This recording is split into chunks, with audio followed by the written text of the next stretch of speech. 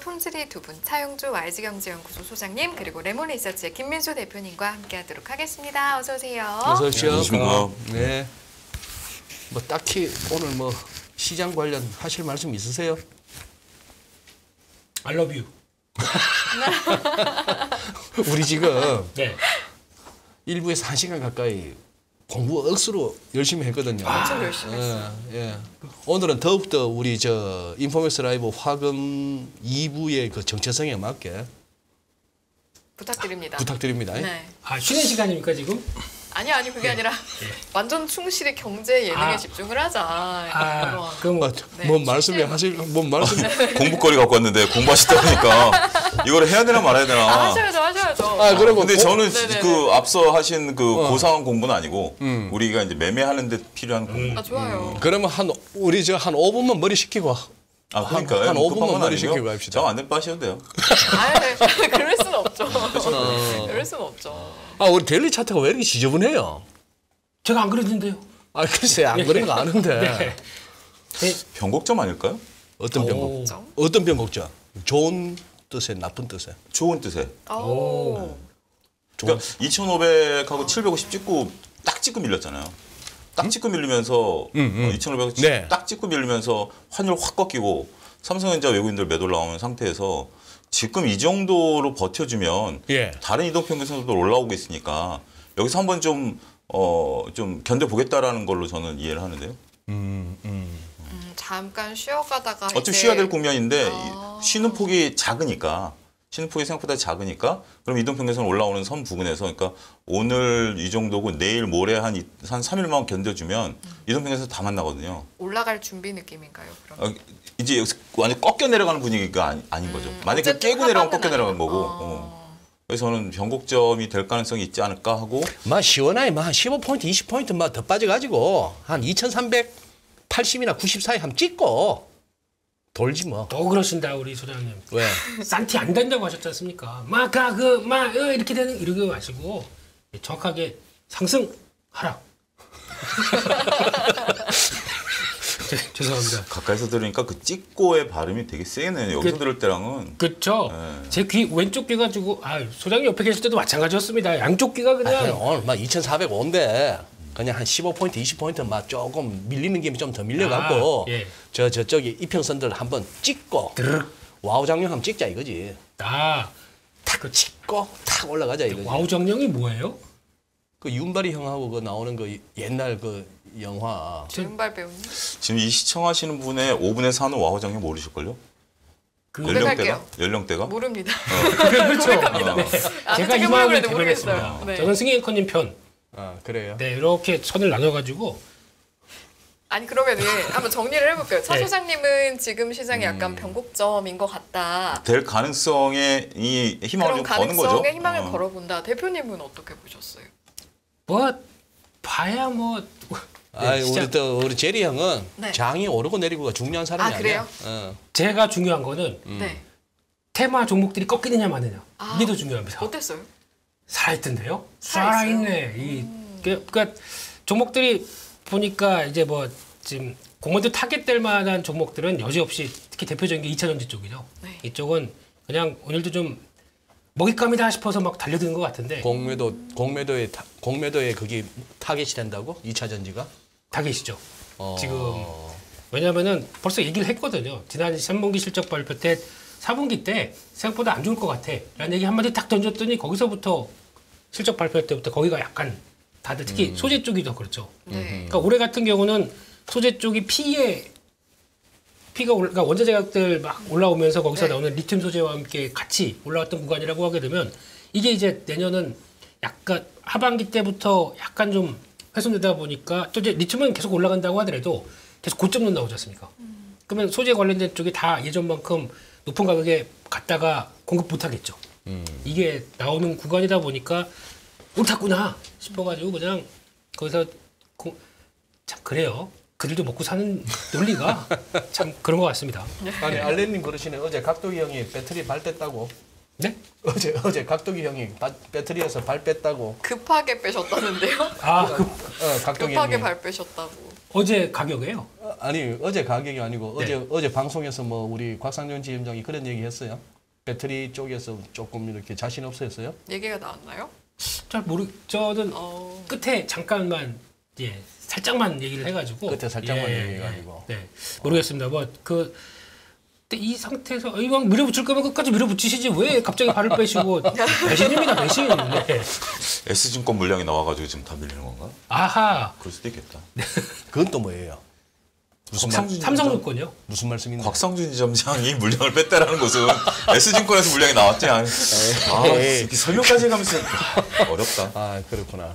좀 연세가 드실수록 자세하게 친절하게 설명드려야 됩니다. 와우 정리에 꽂히셔가지고. 아 그렇죠. 예. 네? 전화를 한번 해야겠죠. 정 소장님 이제 자료 볼까요? 이제 공부 좀 합시다. 이제. 네. 유상증자 이슈가 시장에 좀 있죠. 아니 이제 무상이 아니고 유상이에요. 유상. 롯데케미칼이 이제 1.1조 원 유상증자 발표를 했고요. 오늘 같은 경우 이제 제주항공이 10%대 11% 빠졌거든요. 급락을 했죠. 제주항공 같은 경우 2,700만 주 물량이 오늘 이제 쏟아졌고요. 그다음에 제주항공 최근 들어서 많이 오르지 않았어요? 최근에 좀 올라가려다 오늘 갭으로 11% 하락했고요. 왜요? 이제 설명을 드릴게요. 조금 이제 급락이. 예. 그다음에 이제 그 롯데케미칼 같은 경우 850만 주 유상 증자를 합니다. 예. 근데 이게 이제 이제 지금 어찌 되면 유상 증자가 확 불거진 거니까. 예. 롯데케미칼 같은 경우 지난 금요일 날 장 끝나고 불시에 발표해 버렸고. 제주항공 같은 경우는 예견돼 있었던 거예요. 예견돼 있었던 상황인데 이제 시행이 되면서 오늘 주가가 급락을 했죠. 자, 두 회사 공통점을 놓고 본다라면 우리가 이제 유상증자를 한다라는 것은 그 자본을 증액시키는 거잖아요. 예. 자본을 증액시키는 거고 결국 이거는 그 주주들의 주머니에서 돈이 나오는 거죠. 그러면 이게 유상증자를 통해서 기업이 자금을 조달하는 방법과 은행 차입을 통해서 자금을 조달하는 방법을 크게 두 가지로 나눌 수 있을 때 네. 이게 과연 그 기업 입장과 네. 주주들의 입장에서 과연 뭐가 유리하겠는가 그리고 아하. 왜 유상증자를 하느냐 이 부분을 아는 게 저는 중요하다라고 봐요. 예. 좀 너무 어려운가요? 아니요. 예. 그래서 근래 들어 제일 설명력 좋다. 그래서 일단 지금 상황을 놓고 보면 그냥 제가 이제 그 사람들에게 흔히 첫 번째 질문이고요. 기업 입장에서 보면 유상증자가 좋을까요? 은행 차입이 좋을까요? 유상증자가 좋죠. 왜 그렇죠? 꽁돈이잖아. 그렇죠. 그렇게 생각을 하죠. 그게 이제 대다수의 사람들이 생각하는 겁니다. 근데 경영학적인 입장에서 보면 그 반대입니다.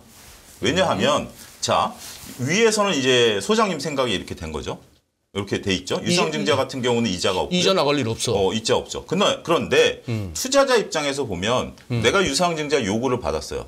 그러면 나는 이 기업에 투자할 것인가 은행에 예금할 것인가 둘 중에 하나의 선택지가 되는 거죠. 그렇죠. 그러면 은행에 넣어놓으면 확정된 고정 이자가 나오지만 네. 회사에 이 기업에 내려면 내가 원하는 요구 수익률은 뭐죠? 그거보단 더 줘야 더 많아야죠. 더 나와야지. 더 나와야죠. 그러면 플러스 알파가 있어야 플러스 되는데. 알파가 있어야 되는 거죠. 기업 입장에서는 이 부담을 떠안을 수밖에 없다라는 거죠. 그래서 경영학적으로 보면 MBA 과정에서 나오는 거거든요. 네. MBA 과정에서 나오는 건데 이 부분 보면 결국 기업 입장에서는 유상증자가 더 부담이 된다라는 거예요. 그러니까 이게 미국 MBA 과정인데 왜냐하면 미국에서는 대주 그 CEO가 주가를 올려야 되는 부담을 떠안고 있었잖아요. 근데 무작정 유상증자라면 EPS가 하락이 되는데 이걸 내가 시중금리 플러스 알파를 주지 않는 이상은 유상증자 성공하지 못하고 그런 부분들이 없으면 주가 상승이 못한다라는 개념이죠. 그런 개념으로 보면 지금 상태에서 이렇게 막대한 유상증자를 할 수밖에 없는 그 당위성을 우리가 봐야 되는 거예요. 그렇게 보면 지금 이제 유상증자를 할 때 사용처가 보통 이제 유상증자는 자본을 증가시키는 거니까 장기 투자를 한다라는 개념으로 받아들여야 되고 일단 지금 운용 자금이 부족할 때는 은행 차입을 일으켜서 하는 게 좋죠. 그렇죠. 그래서 딱딱 갚아버려야 EPS 부담도 없고 그러니까. 딱딱 되는 건데 지금 이제 두 기업 같은 경우 이게 기업 신용도에 이제 걸린 겁니다. 하하. 지금 돈줄이 말랐구나. 그렇죠. 이게 걸린 거예요. 은행 차입은 기업 신용도가 있어야 되는데 네. 특히 제주항공 같은 경우는 BBB예요. 음. BB니까 채권 발행이 안 되는 거예요. 아, BBB란 말이에요. BBWB란 말이에요. WB요. WB면 네, WB면 WB면 그거는 투자 적격이 아닌데. 아니니까 채권 발행이 안 되는 채권 거예요. 네. 회사채 발행이 안 되는. 안 되는 거예요. 지금 제주항공 같은 경우 어디부터 투자 적격이에요? BBB까지. 예, 아, 딱 예. 거기가 마지노선. 트리플 A, 더블 A, A, 트리플 B. 와. 더블 B 근데 요 트리플 B까지. 영어 되게 잘하시네요. 그래서 가장 중요한 게 뭐냐면 BBB 플러스를 잘 투자를 안 해요. 왜냐하면 한 단계가 내려와 버리면 차원 발행이 안 돼 버리니까. 네. 이게 굉장히 중요한 트리거거든요. 네, 네, 어찌 됐든 anyway 지금 이제 제주항공 같은 경우 새 비행기를 도입하기로 이미 코로나 이전에 계약을 맺어놨었어요. 네. 계약을 맺어놔가지고 이거를 이제 그 리스를 들여와야 되는데 코로나 기간에 8천억 유상증자를 했어요. 코로나 중에. 예. 그러다 보니까 신용등급이 뚝뚝뚝 떨어져가지고 안 된 거죠. 그래서 어쩔 수 없이 유상증자를 통해 가지고 이 돈을 메꿔버린 거예요. 비행기는 들어와야 되는 거고 그 부분이고 그 다음에 이제 그 롯데케미칼 같은 경우는 AA 플러스예요. 굉장히 높죠. 신용등급 높은데 안정적에서 부정적으로 한 단계 잠깐 내려왔을 정도예요. 그렇지만 지금 상태에서 차입을 일으키기보다는 유상증자를 선택했다라는 측면에서 보면 저는 좀 색안경을 낍니다. 네. 요거랑은 상관없지만 전반적으로 EPS를 희석시킬 만한 부분들을 했다라는 거. 그러니까 결국 이거는 정답이 있는 건 아니에요. 그러니까 결국 투자자분들께서 이 기업이 유상증자를 할 때 왜 하는가? 그러면 나한테 돈을 달라고 요구한 거예요. 저는 이렇게 표현드리고 싶어요. 친구가 나한테 갑자기 돈을 빌려달라는 거예요. 네. 그러면 제일 대부분의 사람들이 이렇게 할 거예요. 어디다 쓸 건데? 그러니까 왜? 그죠? 왜? 네. 이거잖아요. 왜? 근데 얘 들어보니까 뭐 갑자기 무슨 뭐 잠깐 뭐 돈이 안 돌아서 뭐 집을 이사하는데 빌려달라는지 뭐 이런 거 주식한대요. 그거는 당연히 안 빌려주죠. 그래서 뭐 이렇게 그런 부분들이 이해가 되지만 예를 들어서 야 카드 값이 없는데 좀 빌려달라. 이런 건 말이 안 되잖아요. 네. 그런 것처럼 네. 이번에 그 롯데케미칼도 5천억은 물건 사는데 쓴다라고 그러는 거거든요. 어쨌든 이건 롯데케미칼 나중에 얘기하고요. 그런 식의 유상증자, 대부분의 유상증자하는 기업들이 운용 자금을 하기 위해서 유상증자를 한다. 네. 우리 이번 올해 그런 기업들이 몇 개 있었어요. 그런 기업들이 있다라는 거 보면 네. 유상증자에 대해서 결정하시면 돼요. 회사가 나한테 돈 달라고 그랬을 때 내가 이런 거 따져봐가지고 내가 줄 것인지 말 것인지 내가 결정하면 되지 빨려 들어가실 필요는 전혀 없다. 그래서 그런지 이제 저희가 유상증자 이야기하면서 시청자분들이 이제 많은 경험을 공유를 해주시거든요. 아르고스님은 그래서 증권사에서 증자 받으라고 전화 오면 그 주식 팔아버린다고. 네, 하시는 그딴의 분도 방법이 있고. 좋은 방법이에요. 네, 어떤 분들은 또 전 증자 효과 다 받고 반등할 종목을 사요. 아니면은 전 유상증자에서 손해 본 적이 없어요라는 분도 그렇죠. 있고. 어떤 분들은 유증에서 손해 본 적 없다. 네, 남자분님은 유증 별로 안 좋았다. 근데 상승장은 좋을 수도 있지 않을까 이런 의견 내시는 분도 있고요. 그러니까 여러 가지 이해관계나 판단에 따라서 또 그렇죠. 다르겠어요. 이런 기본 개념을 놓고 진짜 말씀하신 것처럼 상승장에서는 조금 EPS 희석 효과가 좀 떨어질 수 있고 여기서 이제 자기가 가치 투자냐 아니냐 판단이 나오는 거죠. 이게 지금 효과를 나타낸다라는 것은 시간이 좀 걸린다라는 거죠. 결국 유상증자를 제가 장기 이쪽에서 본다는 이 투자는 내가 돈을 투자하는 게 아니라 회사가 투자하는 거예요. 네. 예를 들어 설비 투자를 해가지고 결국 규모를 키우려고 한다. 그러니까 지금 이제 업력이 오래되지 않은 기업 같은 경우 스타트업이라든지 아니면 막 갑자기 성장하는 2차전지 같은 경우는 유상자라든지 아니면 뭐 매장의 채권 발행해가지고 기업을 키워야죠. 그런 부분들을 우리가 판단해내고 이게 좋다라고 한다면 믿고 투자해볼 만한 거죠. 그런 부분을 이제 구분할 필요가 있다고. 강훈규님께서는 주주가치 희석이기 때문에 기존 개인주주 입장에선 대부분 불리하다라는 의견도 내주셨거든요. 딱 저는 하나로 판단합니다. 어떻게 해요? 목적. 목적? 네, 돈 어디다 쓰느냐. 이게 아까 제일 차 중요하죠. 소장님이 하신 말씀이랑도 네. 맥이 맞닿있네요. 네. 그 설비 투자다. 저라면 봐서 인합니다. 그러니까 이 표 잠깐 보여주시면 표 밑에 제가 이제 EPS 희석 요인에 빨간색으로 한 게 성장률이 중요하거든요. 그러니까 결국 이걸 김미수 대표가 말씀하신 게 그거예요. 결국 이 회사가 이걸 받아가지고 미래를 성장 동력으로 쓰겠다는 그건 땡큐죠. 그건 땡큐죠. 근데 미래 성장 동력이 아니냐, 요거는 이제 잘 판단하셔야 되는 거죠. 이게 딱 친구가 돈 빌려줄 때로 비교해 주시니까 이해가 되게 잘 되는 것 같아요. 네. 그러니까 제리야. 예? 500만 원만. 내가 강원랜드 가서 한번 땡기고 올게. 2배 줄게. 이러면 유상증자 하면 안 되는 거죠. 그냥 제가 드릴게요, 그냥. 제가 드릴게요. 그냥 자, 500 그냥 주고 치워버린다고? 그리고 이제 술 한 잔 사주시고, 그리고 나 오늘 깜짝 놀란 게, 이상한데. 오늘 롯데관광개발 잠깐 이제 오늘 필요한 건 롯데관광개발이 네네네네. 그 지금 현재 그 외국 직항 노선이 없어가지고 홍콩에 전 세계를 띄웠어요. 그러니까 롯데관광개발이 홍콩의 VIP들을 데려온 거예요. 몇 명 네. 데려왔는지는 안 나왔어요. 근데 5박 6일 있다 갔거든요. 그들이 얼마 썼는지 아십니까? 얼마? 400억. 네? 와, 몇 명인지도 모르고. 몇 명인지 안 밝혀지고 오늘 리포트에 나온 거예요. 오늘 어? 증권사 리포트에 나온 게 지난달에 롯데관광개발 총 매출이 500억이었거든요. 근데 그 5박 6일 홍콩 사람들 전 세계 타고 와가지고 400억 쓰고 갔대요. 비행기 좌석 대충 계산하면 되죠. 근데 그건 인원수로 따지는 게 아니니까. 걔네들은 혼자 와서 다 썼을 수도 있는 거예요. 400만 원 아니고 400억이요? 네. 근데 따갔대요, 못 따갔대요? 근데 좀 따은 것 같아요. 왜냐하면 드로백 네.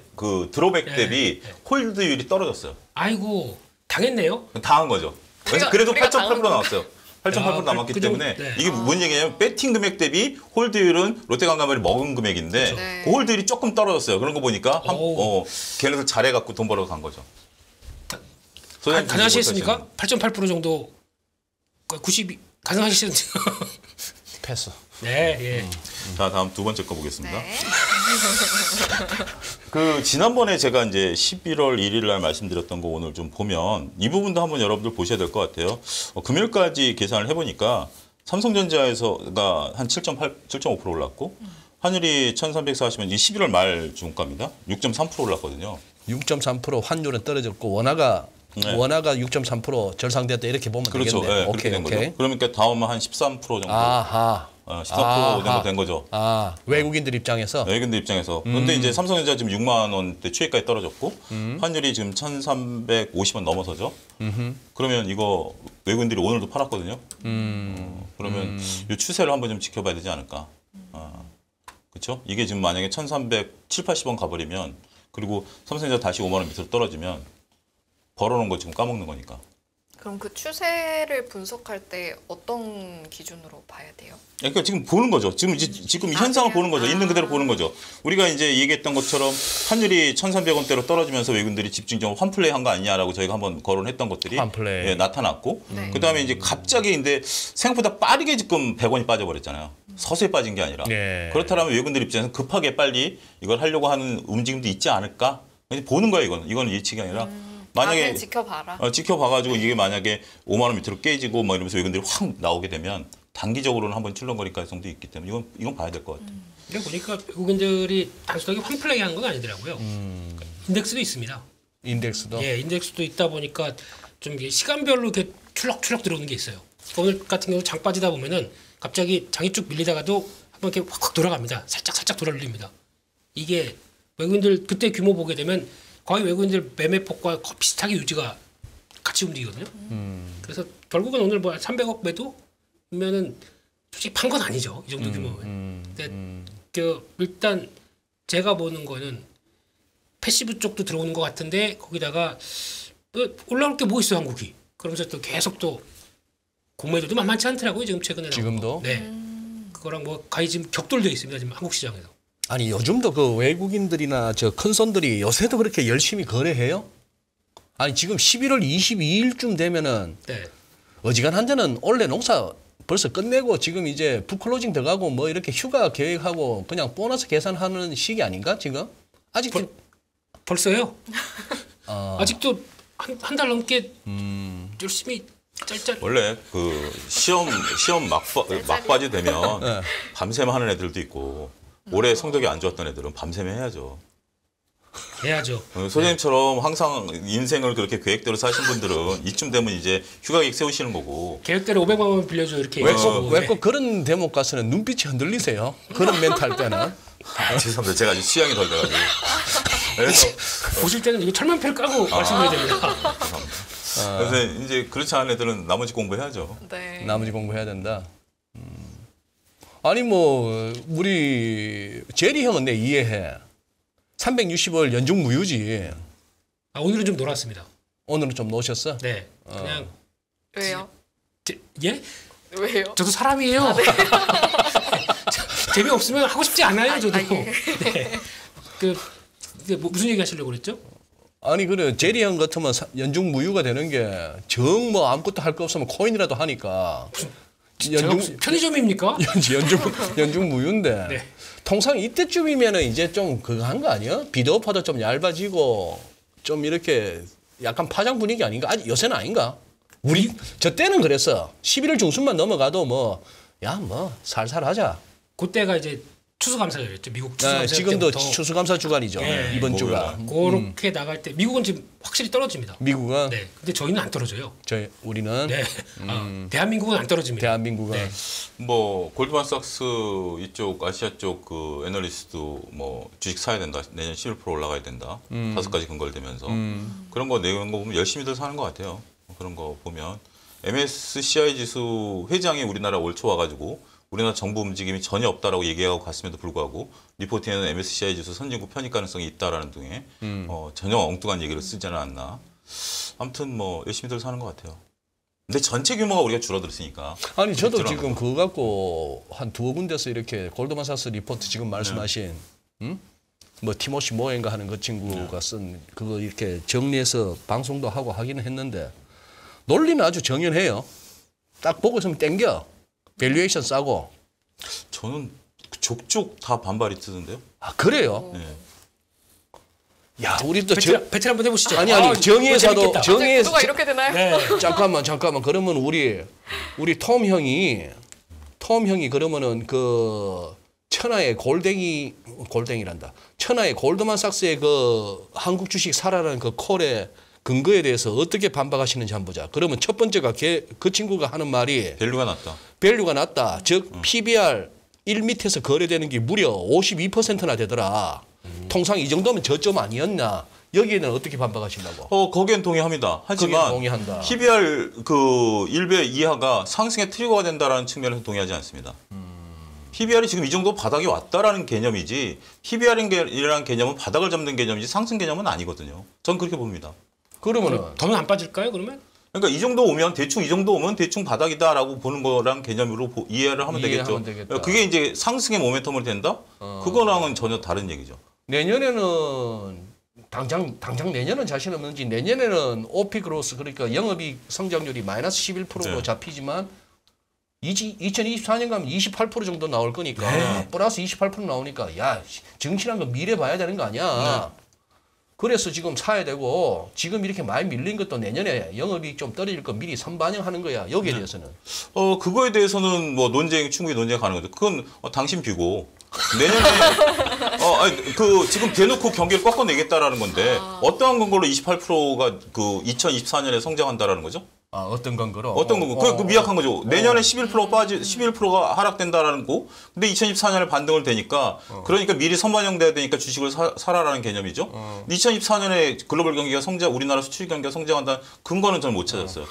형은 오늘 좀 참으셔. 아, 저 즐기고 있습니다. 이따 다 듣고. 팝콘 어디 있어요? 팝콘? 이따 다 듣고 하셔. 다 듣고 하셔. 네. 오늘 방송 분량 좀 신경 써야 될 거야.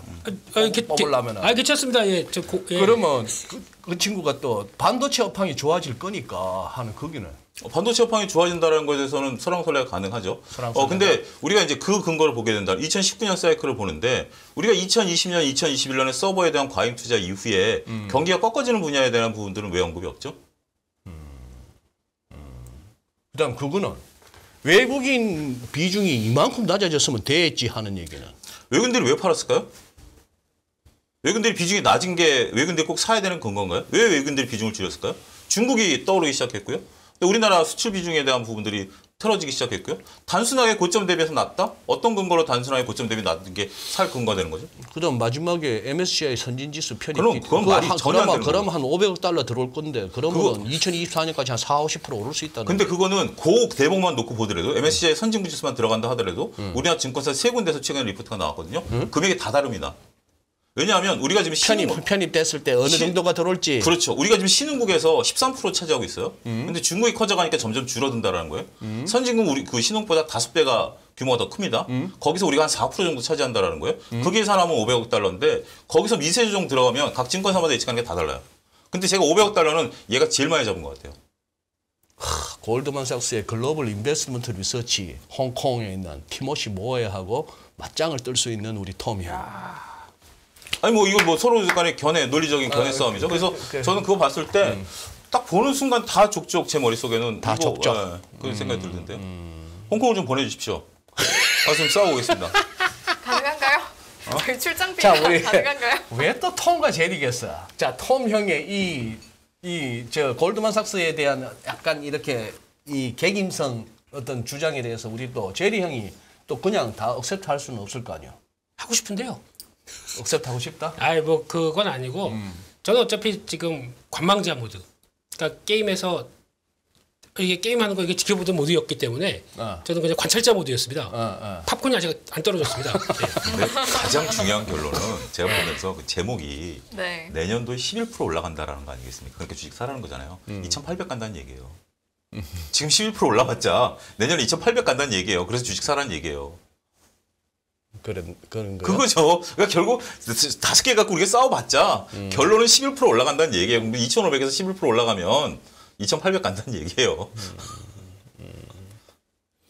아니 야들은 작년에는 잘 맞췄는데 작년에는 작년 딱 이맘때 한국 증시 잘 저 맞췄어요? 비중 축소라고 그 딱 그랬었죠. 해놓고 거기다가 이 골댕이는 한 번 맞췄다고 두 번째 꼭 맞춘다는 보장이 없어가지고 왜 이렇게 또 비하를 하십니까? 골드만삭스.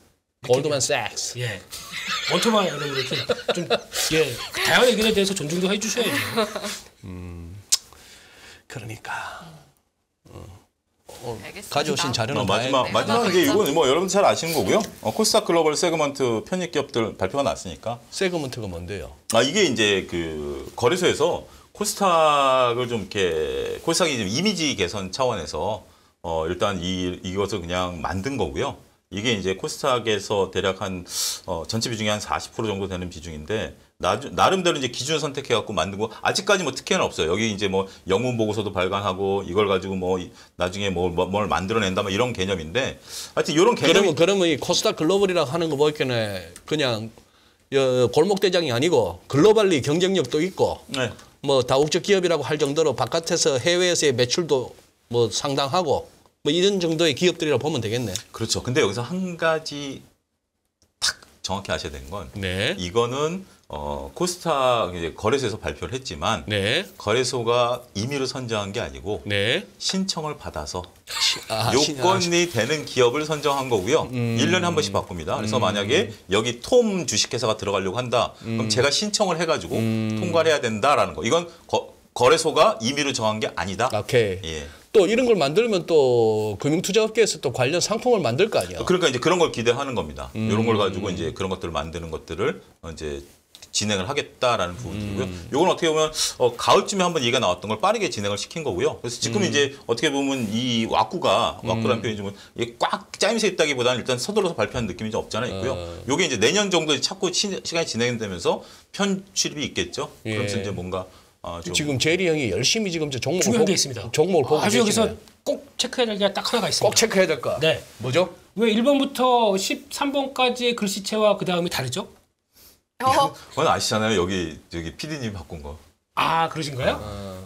그래서 혹시나 저렇게 또 궁서체면 진지해서 궁서체인가 싶어서. 혹시 예. 저 제리 형, 네. 저 51개 종목이 나와 있는데 저 중에 혹시 모르는 종목 있어요? 개인적으로? 와, 다 아세요. 다 아세요? 대충은 알지만 대충은 그래야 트레이딩을 하죠. 뭐 이슈 뜰 때마다 바로바로 해야. 예? 저 팝콘 다 먹었습니다. 아니 예를 들어서 종이 만드는 회사, 휴지 만드는 회사 같으면 무슨 민수제지, 응? 무슨 뭐 제 죄입니다. 그래요. 예. 제 뭐 죄입니다. 이런 식으로 회사 이름 지으면 좋겠는데 요새는 영어 알파벳도 아니고 한글로 뭐 이래. SFA는 뭐고 TSE는 뭐고 뭐 하는 회사예요? 15번에 SFA는 SFA를 이 회사를 모르신다고요? 뭐 하는 회사예요? TSE도 모르시고요? 예, TSE도 몰라요. 그냥 SFA는 원래 영어로 SFA입니다. 이상입니다.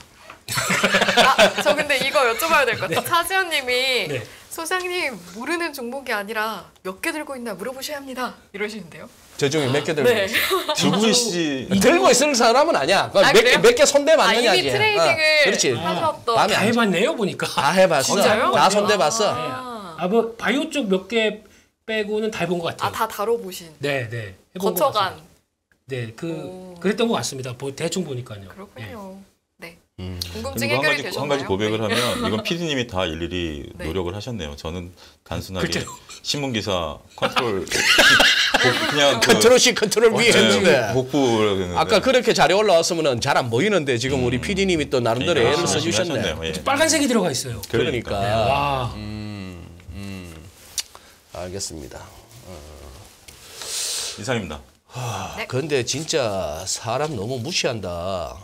왜요? 네? SFA가 뭐 하는 회사냐 했더만 영어로 SFA입니다. 이하고 끝내보네. 그러니까 다시 설명해 반도체 주시겠죠? 디스플레이 장비 관련된 쪽에서 알아주는 네. 회사고요. 자동화 기기 관련된 쪽에서는 우리나라에서 알아주는 회사님 관점에서 최근에 2차 전지 쪽으로 진입하기 시작하면서 그쪽으로 성과가 나오기 시작합니다. 반도체 하다가 또 2차 전지로 간다고? 그렇습니다. 반도체 디스플레이 다 했습니다. 그래서 2차 전지 쪽에서도 지금 막 보니까 수주한 것 쪽에서 쭉쭉 올라오길래 네. 오 이것 봐라. 그런데 여기다 또 하나 플러스 알파가 더 가는 게 로봇 관련된 쪽까지 연결시키고 있습니다. 이상입니다. 그러면은 저 뭐야 유한양행이나 한미약품도 2차 전지 하지. 요새 소나기나 2차 전지대. 아니 기계를 다뤄본 놈들이 다뤄야죠. 유한양행 같은 경우는 저거 만들어야죠. 아세트 아미노펜이나 좀 만들었으면 좋겠습니다. 그건 또 뭐예요? 아세트 아미노펜 통제에 들어가는 소팔. 거였나요? 아니요. 아세트 아미노펜이 지금 현재 굉장히 난리예요. 여러분들 감기약 못 구하시잖아요. 감기약. 감기약 처방전을 받아가도 아세트 아미노펜이 이제 주로 주 감기 우리 그 타이레놀 주성분인데 이게 타이레놀을 우리가 소매로 사면 한 알당 200원이에요. 근데 이 건보료로 들어가면 50원이에요. 그래가지고 네. 이 지금 그 아세트 아미노펜 만드는 쪽에 그 이제 코로나와 독감이 지금 겹쳤잖아요. 그걸 가지고 이제 많은 분들이 집에서 자가격리를 하다 보니까 네. 이걸 많이 드시거든요.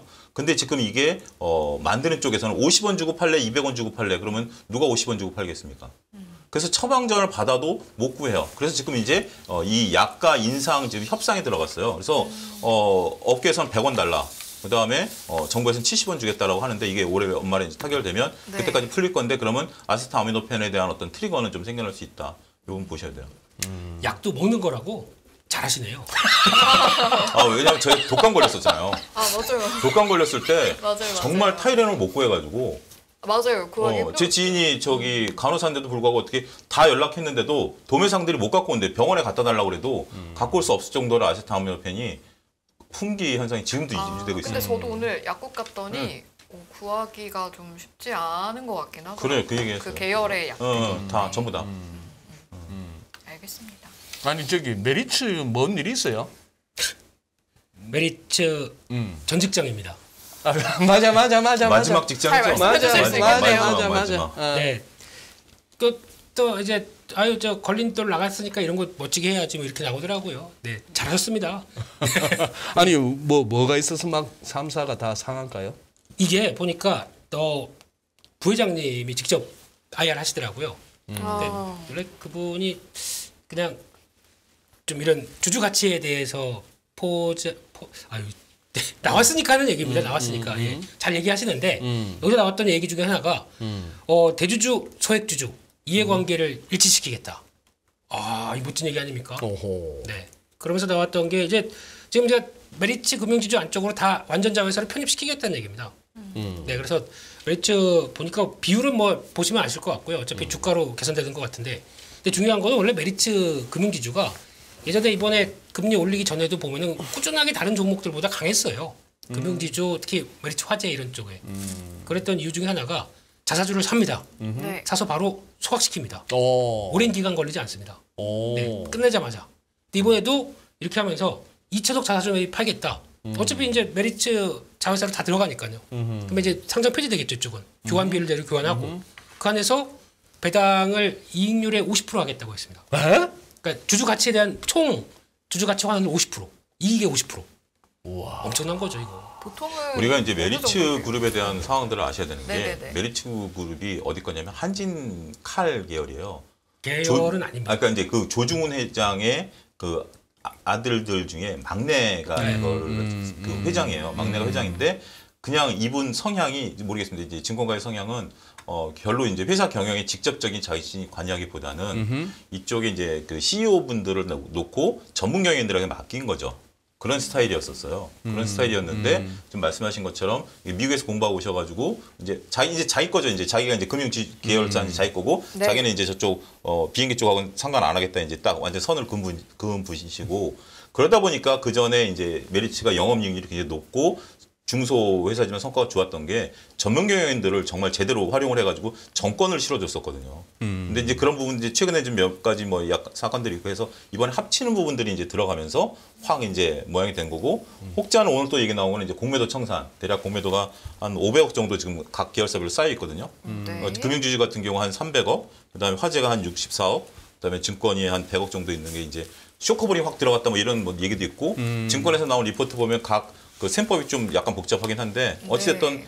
굉장히 이 합치면서 그다음에 주주환원 정책에 대한 부분들 김민수 대표 얘기하신 것처럼 그 이익에 대한 환원 그런데 결국 이익이 얼마큼 나느냐는 이제 나중 문제지만 그런 부분들에 있어서는 시장의 이슈가 충분히 될 만했었죠. 가뜩이나 분할해서 뭐 다 내보내는 마당에 얼마나 잘 결정하신 겁니까 이런 거는. 그래서 아마 좀 이제 가치 투자적인 입장으로 보신다 그러면은 다트에서 그거 한번 검색해 보세요.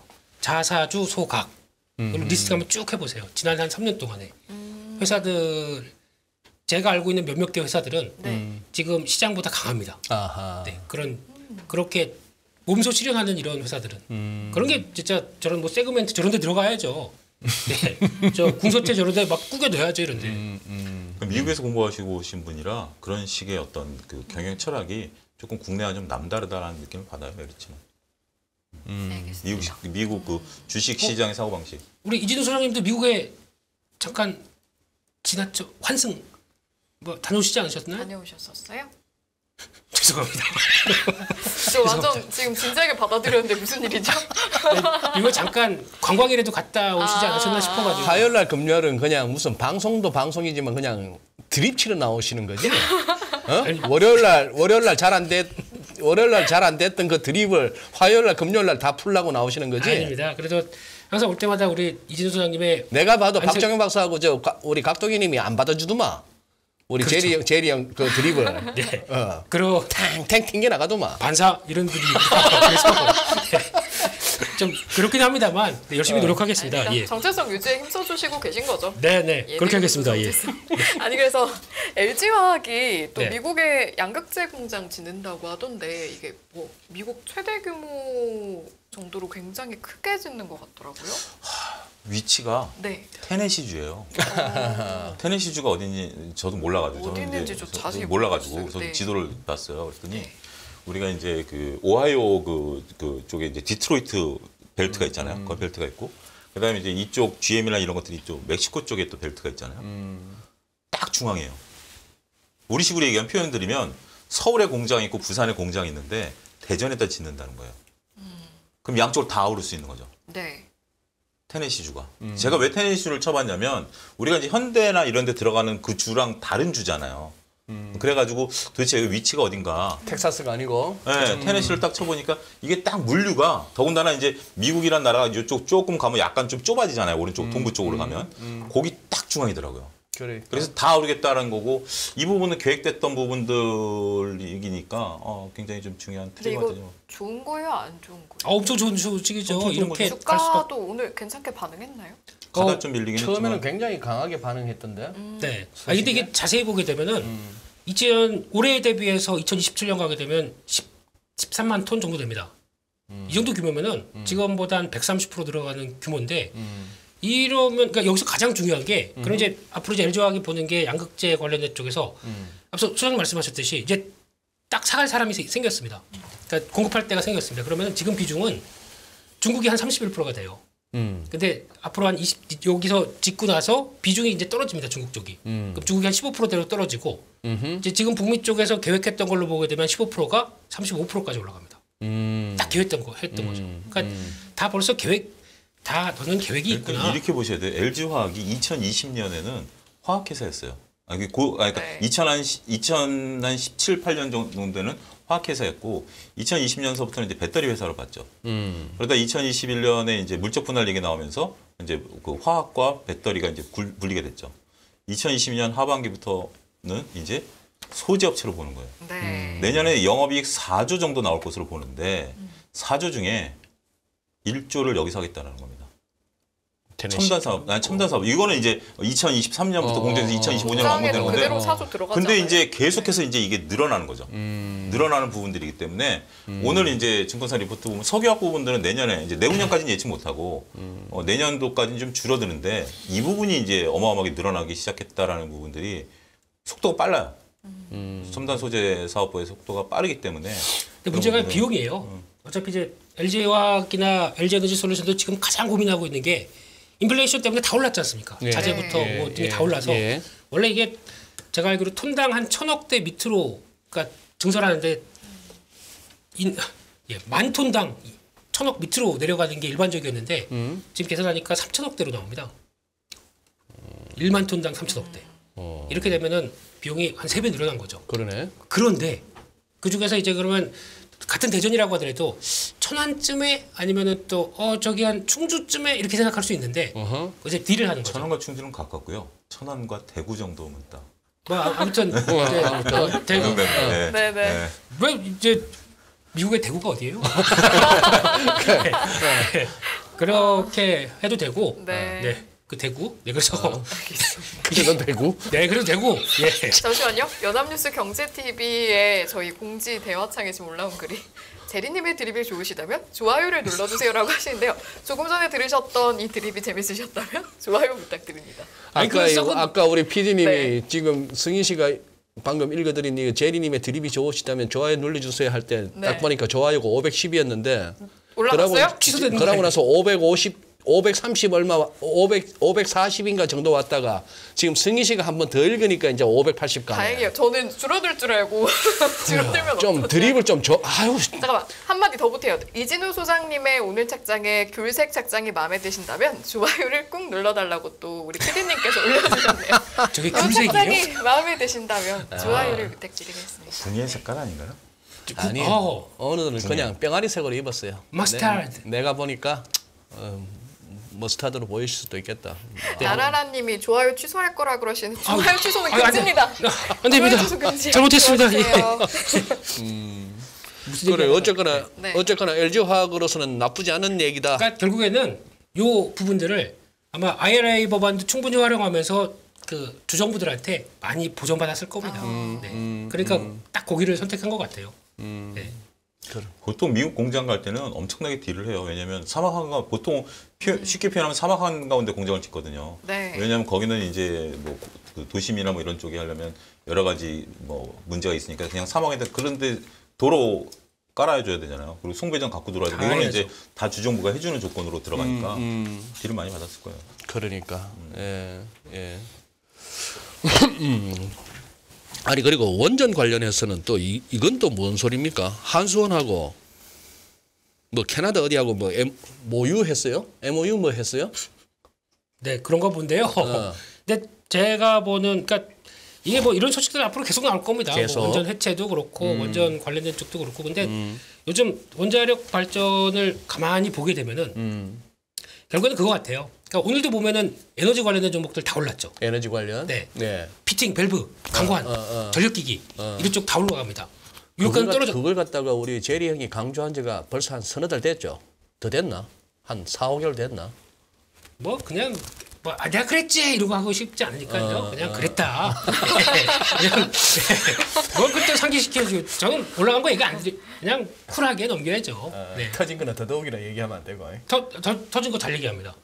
왜냐면 하도 제가 선생님한테 당해가지고 뭐 오늘 좀 벌었지 이게 싫어가지고 터진 거 말씀드릴게요. 근데 오늘은 안 터졌네요.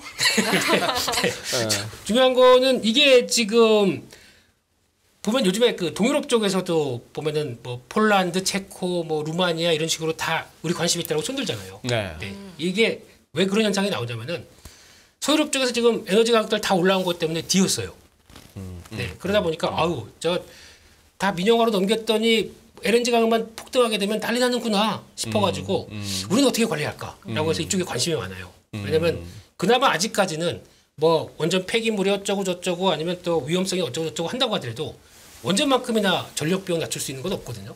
그러다 보니까 계속 관심은 많은데 거기서 나오는 변화들이 거기다가 또 아마 사우디아라비아 이쪽도 관심 많잖아요 지금.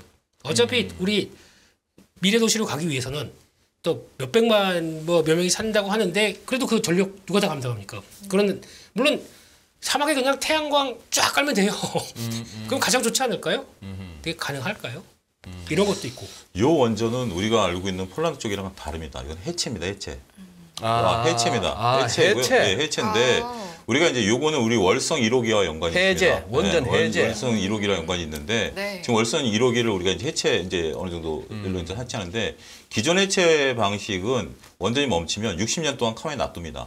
네. 이게 왜냐하면 핵 융합을 이제 시켜야 되니까 원자로를 중지한 뒤에. 원자로를 네. 시켜야 되기 때문에 기존의 방식은 60년 동안 놔두는 방식인데 이거는 지금 이제 이 캔도 원전을 그렇지 않고 해체를 하는 거예요.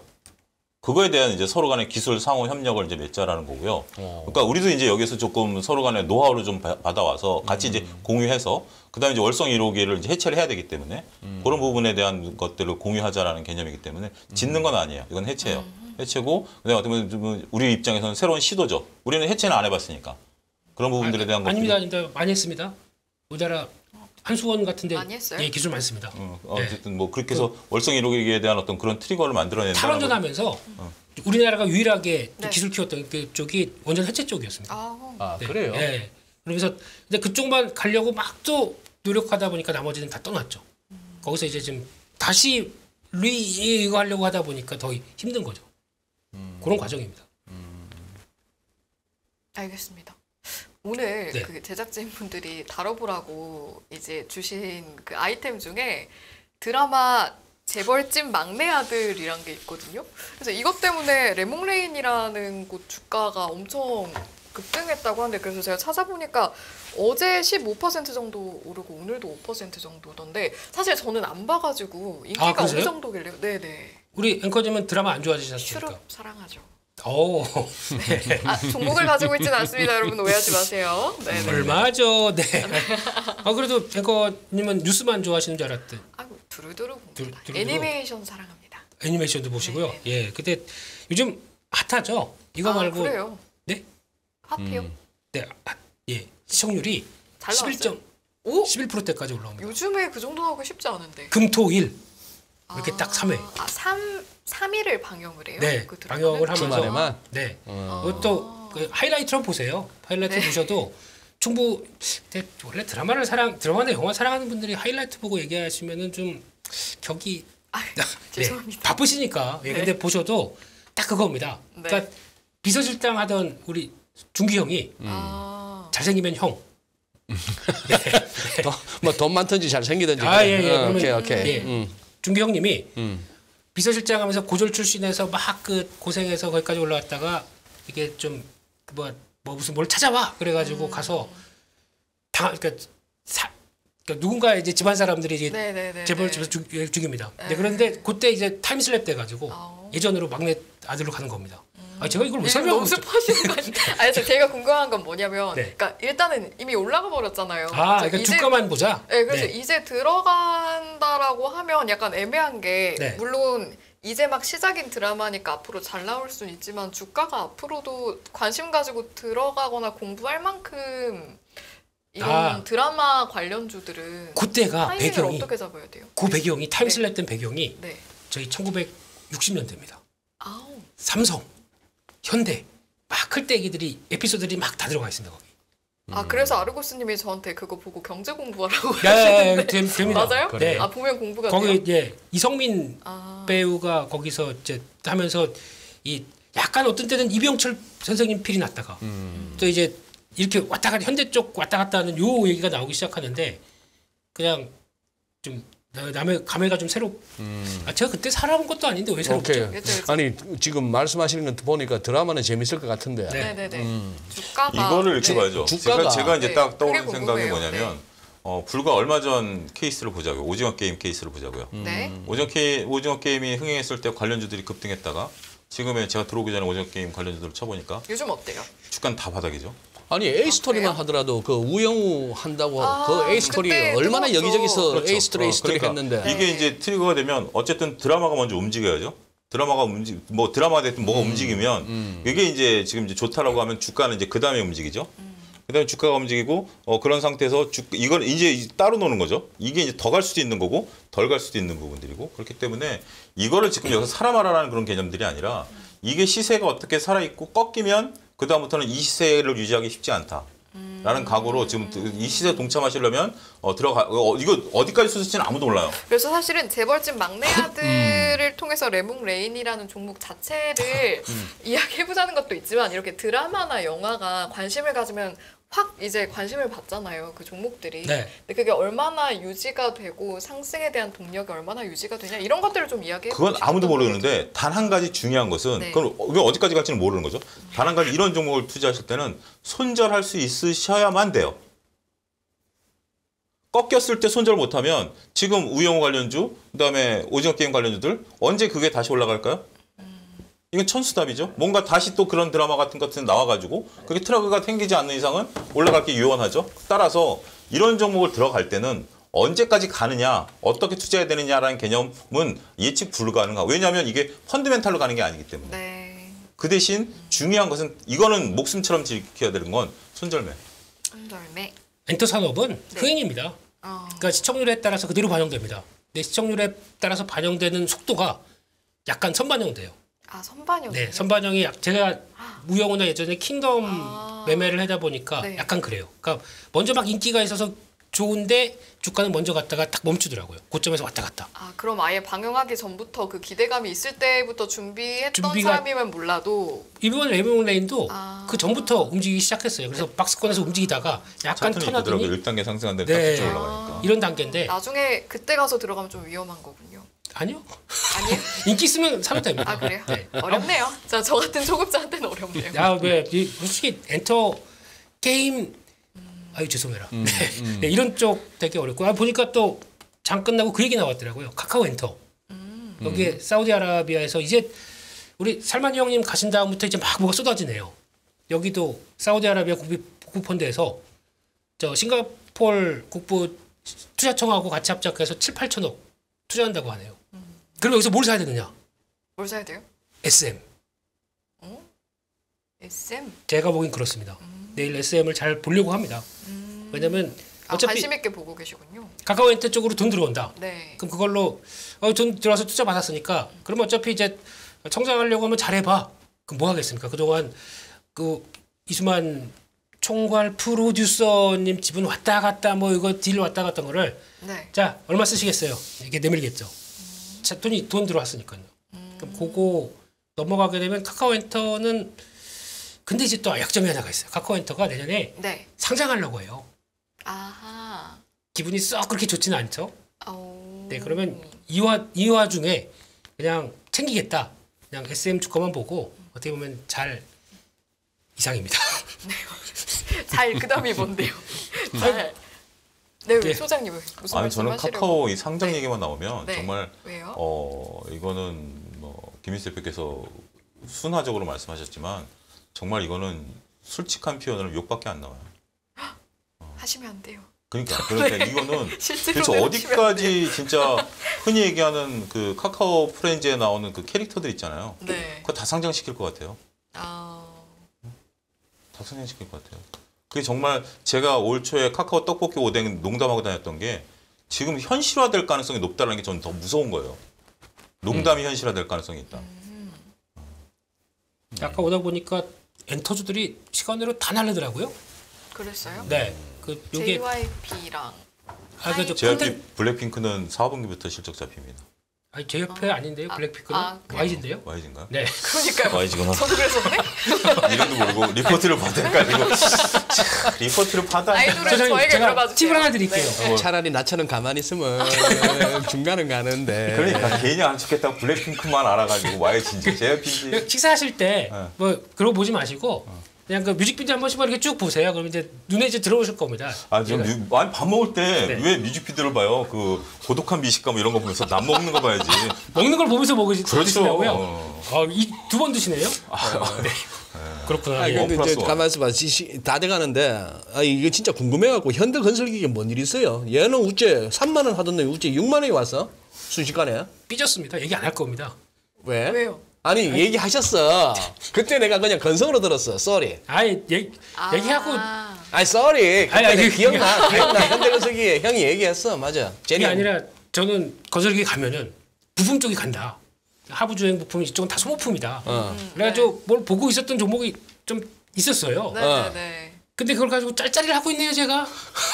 짤짤을 하고 있어? 네, 가만 좀 두지. 그래서 아이, 지금 이거 2달 만에 따브로는 이 종목 갖다가 네. 먹고 자르고 해갖고. 아이고 그래서 속으로 그러고 있습니다. 아이고 너마 이러고 있습니다 지금. 현대중공업그룹이 옥동자를 나왔죠. 옥동자. 네. 원래 현대중공업그룹이 그 사업가 많았거든요. 그 풍력 사업부도 있고, 그러니까 현대 울산조선소가 보면 그 넓은 땅에 타워크레인 만드는 데도 있고, 건설기계 만드는 데도 있고 여러 가지 있는데 건설기계를 이제 키웠죠. 예. 원래 두산 인프라코어가 강자였는데 현대건설기계가 이제 중국에서 점유율을 굉장히 높여왔어요. 10%. 중국에서? 10%대까지 땡겨왔어요. 그러다가 이제 뭐 지금 이제 중국 스토리는 아닌데 어찌됐든 둘에 합쳐놓으니까 이건 뭐 날아다니는 거죠, 실적이. 그리고 또 잘 보셔야 되는 게 제가 보기에는 건설 기계지 않습니까? 네옴시티 쪽하고도 관계가 있을 것 같아요. 이쪽하고도 어차피 이제 다 이제 뭐 파고 뭐 지으려면은 그 유리로 뭐 쫙 짓는다면서요. 그러면 다 건설 기계 가서 해야겠죠. 그럼 또 소모품 모자랍니다. 소모품도 계속 바꿔줘야 되고. 그럼 거기서 나오기 시작할 거고. 게다가 뭐 지금 신재생 뭐 에너지 뭐 이거 다 플랜트 한다면서요. 다 뭐가 합니까? 그러면 가서 뭐 땅 파고 풍력하려면 뭐 이거 집어넣어야 될 거 아니에요. 이런 거 다 하고 그렇게 되면은 이쪽도 같이 연관되는데 그쪽에서 보니까 오늘 모듈러 주택이라고 나오더라고요. 마듈러. 놔줄래. 네. 예. 이 그러니까 다지 갖고 여러 개 탁탁탁 쌓아주는 거. 네. 어, 제가 한번 알아본 적이 있어요. 그거 어. 좀 좋아가지고. 어. 근데 이게 제 생각대로 3층 이상이 안 된대요. 법령 또 이게 그렇겠지. 불안하다 보니까 한 최고가 2층 정도밖에 안 된대요. 근데 가격이 깜짝 놀랐습니다. 땅 위에 딱 지을 정도면은 3천, 4천밖에 안 하더라고요. 와, 싸다고? 네. 김민수 대표 지금 갖고 있는 땅에다가 2층으로 면적으로 깔면은 충분히 짓겠네. 저 선생님 땅 좀 주세요. 아니 그 땅에다 높이 하나 올리고 옆을 깔아도 되잖아. 이게 이만큼 갖고 그런데 네옴시티는 2층, 3층 건물이 아니잖아, 집들이. 그게 아마 제가 보기에는 이제 인부들이 일하거나 아니면 또 거기 관계자분들 이제 먼저 그런 이제 현장 사무소 같은 게 있어야 될 거 아닙니까? 네. 그 이제 그런 거 공급할 때 그러니까 벌써 정부가 이 모듈러 주택 관련 출보험을 뭐 사업 출보험 관련된 쪽을 민간 단체 쪽하고 하겠다. 그쪽에서 하기 시작해요. 알겠습니다. 네. 아이고, 여기까지 네. 듣고요. 네. 저 이제 그 요거는 암만 급해도 네. 지금 들어가도 괜찮아요? 오늘 좀 올랐습니다. 그래서 근데 지금 들어가도 괜찮아요? 제가 보기에는 강하더라고요. 오늘 느낌 보니까. 네. 이상입니다. 그래요. 예. 되셨나요? 됐습니다. 네, 알겠습니다. 제가 중간에 좀 이렇게 정리를 하려고 했던 이유가 저희 공지사항을 좀 전달할 게 있어서 저희가 몇 번 안내 말씀을 드렸었는데 저희가 여러분과 직접 만날 기회를 마련한 건 알고 계실 겁니다. 그래서 지금 시청자 여러분들의 신청을 받고 2차로 받고 있는데 이게 처음에 마감이 빨리 됐다가 연락이 안 닿거나 사정이 생기신 분들이 있어서 지금 이번에 신청하신 분들은 꼭 참석이 가능하신 분들만 저희가 또 자리가 많진 않으니까요. 네, 지금 보여드리는 요 화면 참고해서 링크 통해서 해주시면 될 것 같고 소장님 저희 날짜와 시간이 언제죠? 12월 1일 목요일 6시부터 9시 네. 여의도에 있는 금융투자협회 불소리입니다. 네, 예. 그렇습니다. 자, 구성도 간단하게 설명을 드리면요. 일단 화면으로 좀 참고해 주시면 좋을 것 같고 1부는 저와 소장님 이렇게 참석하고 또 강영현 이사, 김용익 교수가 함께하고요. 약세론에 대한 내용 다뤄볼 겁니다. 2부도 한번 짚어주시겠어요, 2부는 소장님? 예, 우리 또 박정현 박사 사회로 변정규 전무님 그죠? 그리고 네. 신한은행의 오건영 부부장 나오셔서 맞습니다. 거시 짚어주십니다. 네, 3부에서는 내년 강세론의 근거들도 저희가 함께 짚어볼 건데요. 곽상준 지점장의 사회로 박재익 대표, 유동원 본부장이 함께합니다.